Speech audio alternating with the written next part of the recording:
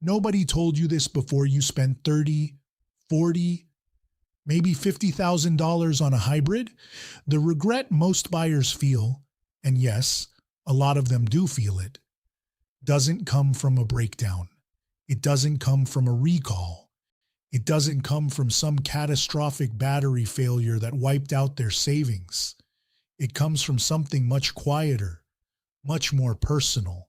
It comes from realizing they bought the wrong car for who they actually are. And that's a completely different problem.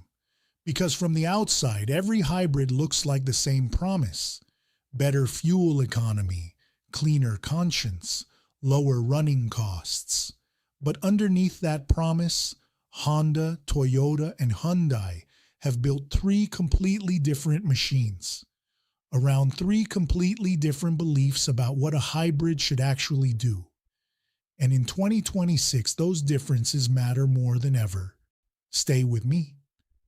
Because by the end of this, you're going to understand something most salespeople will never tell you. Let's start with the myth, the one that's been floating around since hybrids went mainstream, and that most people in 2026 still haven't questioned. The myth goes like this. All hybrids are basically the same. You've got a gas engine, you've got an electric motor, they work together, you save fuel, end of story. And if you're just looking at the MPG numbers on a window sticker, that myth holds up pretty well. A Toyota Camry hybrid, a Honda Accord hybrid, a Hyundai Sonata hybrid, they're all within a few miles per gallon of each other in the official ratings. So people pick the one that looks nicest, or the one with the best deal at the dealer, and they drive away feeling smart. But here's what those efficiency numbers completely hide. They hide how the car drives every single day. They hide how it feels in traffic at 7 in the morning. They hide how it behaves on a 2-hour highway stretch. They hide what ownership actually costs after 5 years. Because Honda, Toyota, and Hyundai didn't just tune their hybrids differently, they built them on entirely different philosophies, and that's where things start getting interesting. Because these three companies are playing completely different games. Let's talk about Toyota first, because in the hybrid world, Toyota is the empire. They've been doing this since 1997. The Prius didn't just introduce a car, it introduced a category. And the system Toyota built back then, which they call hybrid synergy drive, is still the philosophical backbone of everything they make today. Here's how it works in simple terms. Toyota's system uses both the gas engine and the electric motor together in a way that's constantly optimized by the car's computer. The transmission isn't a traditional gearbox at all. It's a continuously variable unit, a power split device that blends input from both power sources seamlessly. What does that feel like from behind the wheel? Smooth. Remarkably, almost eerily smooth. The car just moves. There's no jolt, no shift, no drama. And over years of ownership, that smoothness translates into something even more valuable: reliability. Toyota hybrids have one of the strongest long-term reliability records of any powertrain in the industry.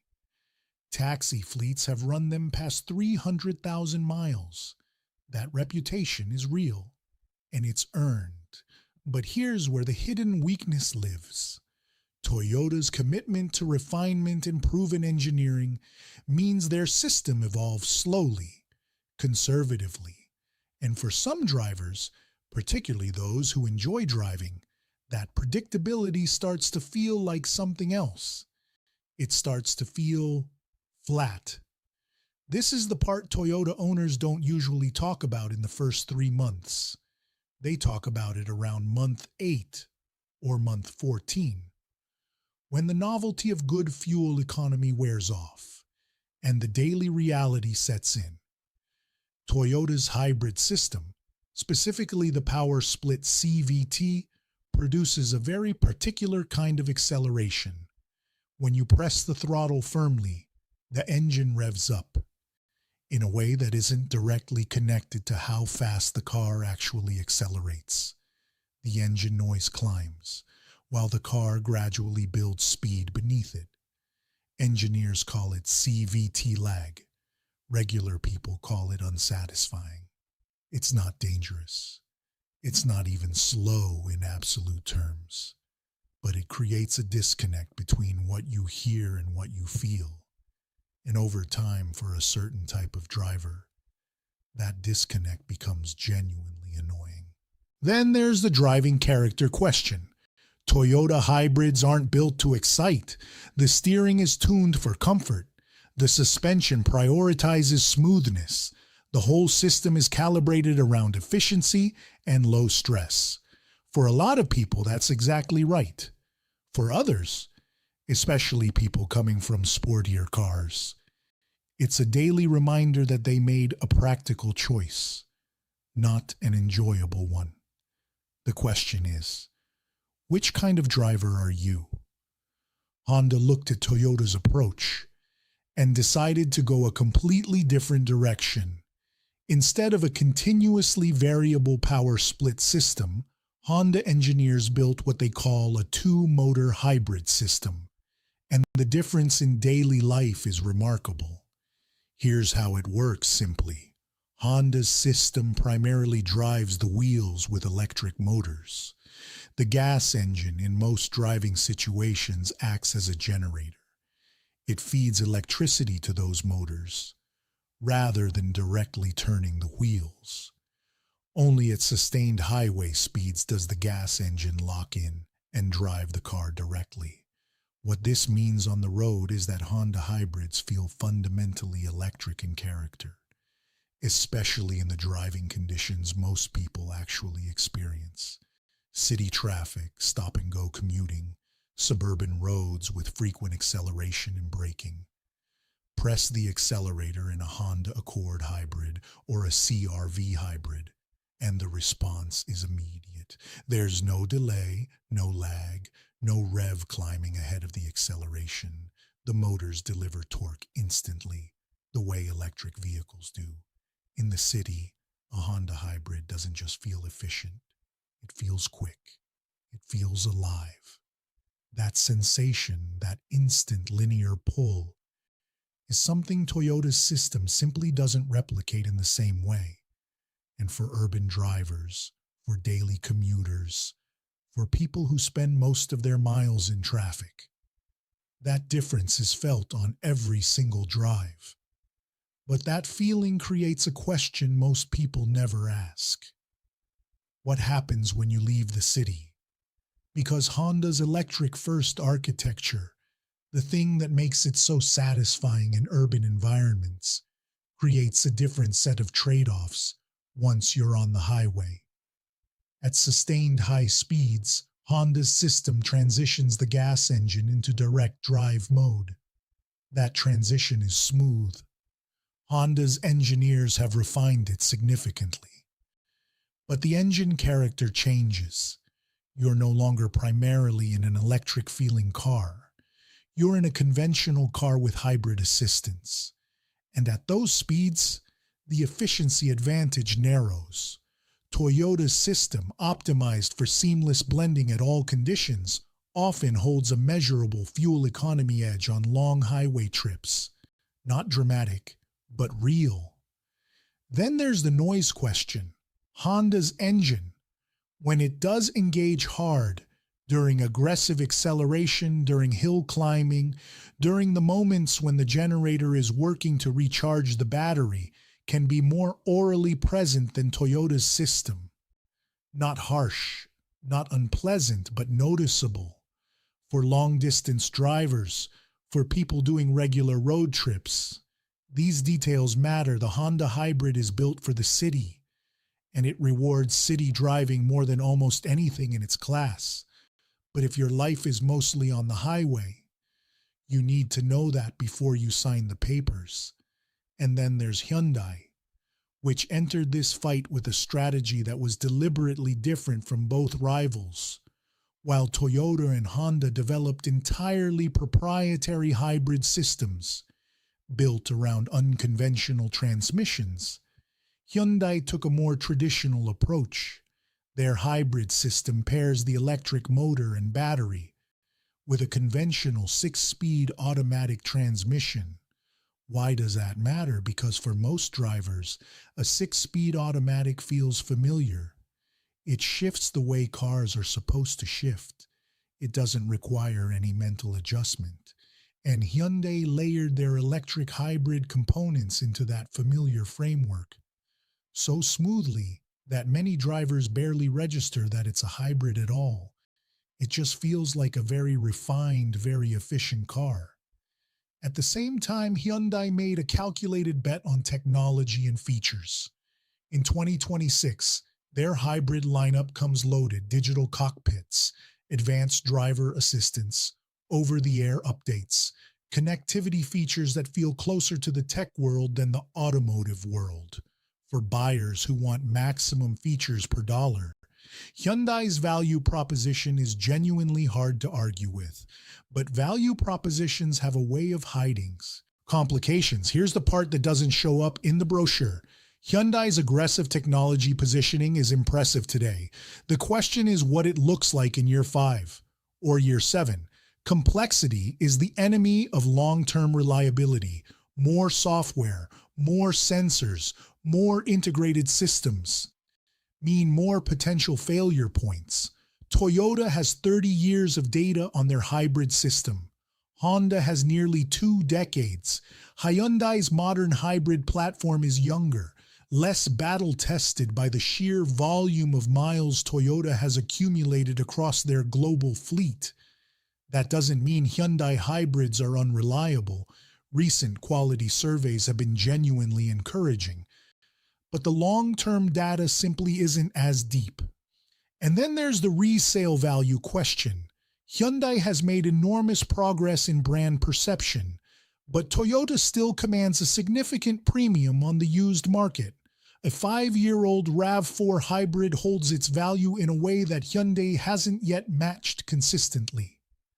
For buyers who care about total cost of ownership, not just purchase price, but what they get back when they sell, that gap in residual value can quietly erase Hyundai's upfront savings.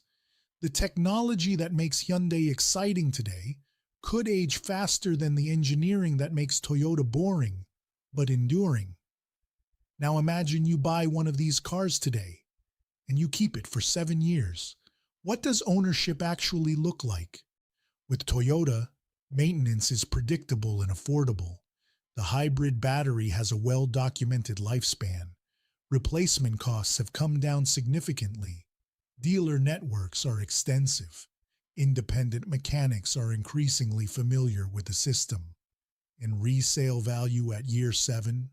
Strong. Often stronger than comparable conventional cars.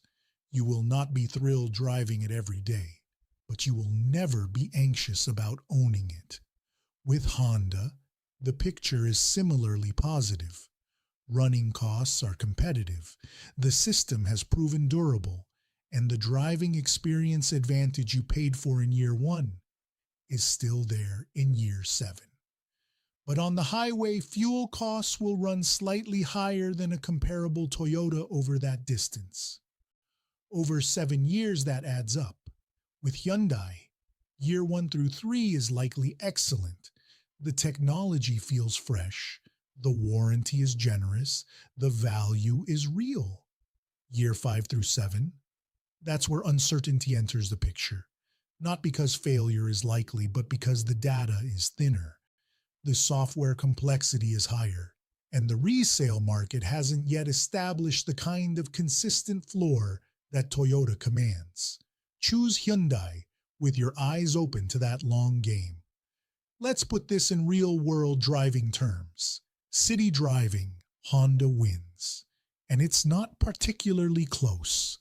The instant electric torque, the smooth regenerative braking, the electric-first character in stop-and-go traffic, it transforms the daily commute in a way that Toyota's CVT simply doesn't match. Honda's system was built for this environment, and it shows on every traffic light, every roundabout, every parking garage exit. Highway driving, Toyota takes the advantage. At sustained speeds, the hybrid synergy drive operates in its comfort zone. Efficiency is high, the engine is quiet, the ride is serene.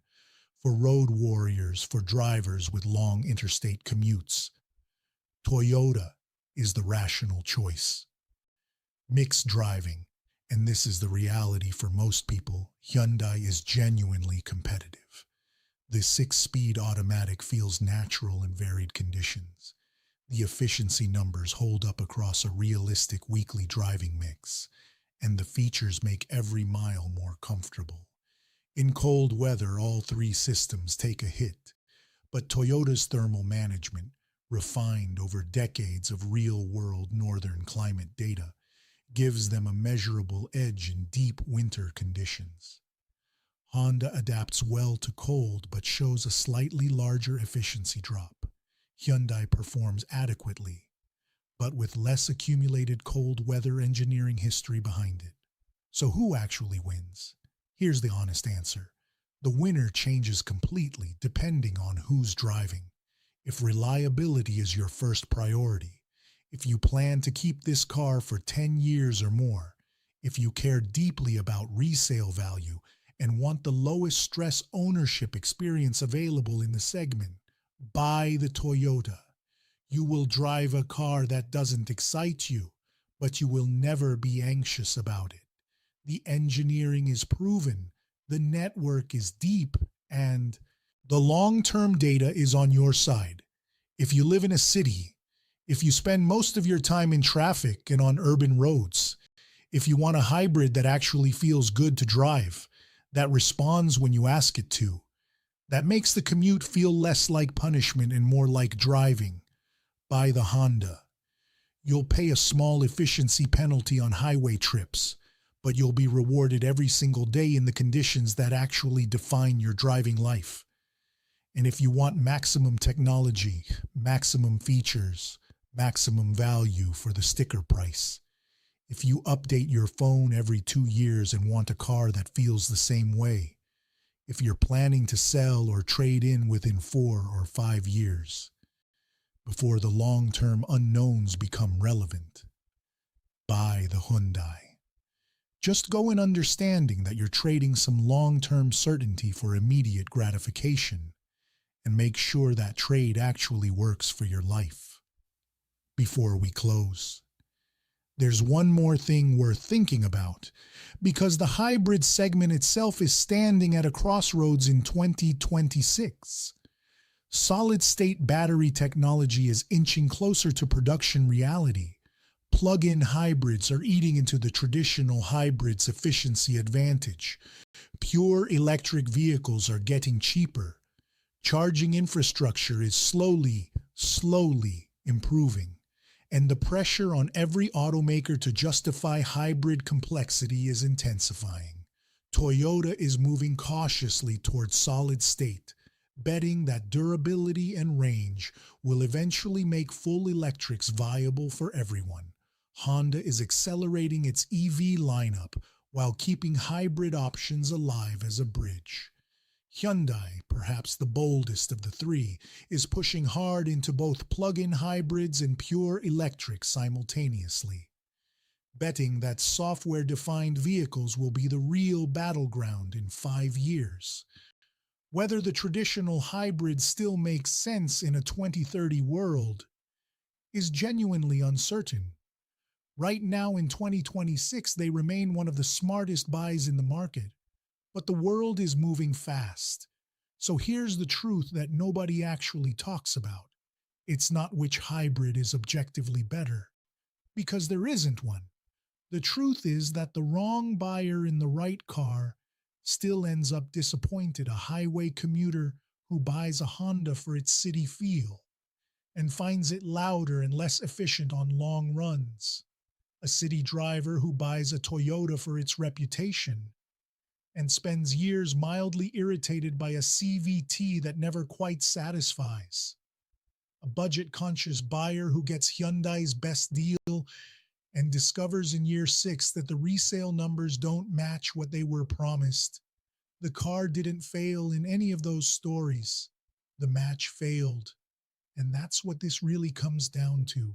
Not specs, not badge, not which brand your neighbor drives.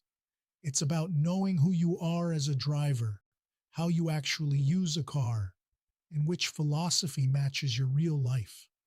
Not your imaginary life, your actual one. So here's the question I'll leave you with. 5 years from now, will hybrids become the perfect middle ground? The technology that finally solves the range anxiety problem without asking anyone to give anything up? Or will they turn out to be just a temporary bridge, a brilliant but transitional solution, before something bigger, cheaper, and better replaces them entirely? Drop your answer in the comments. I genuinely want to know where you think this goes.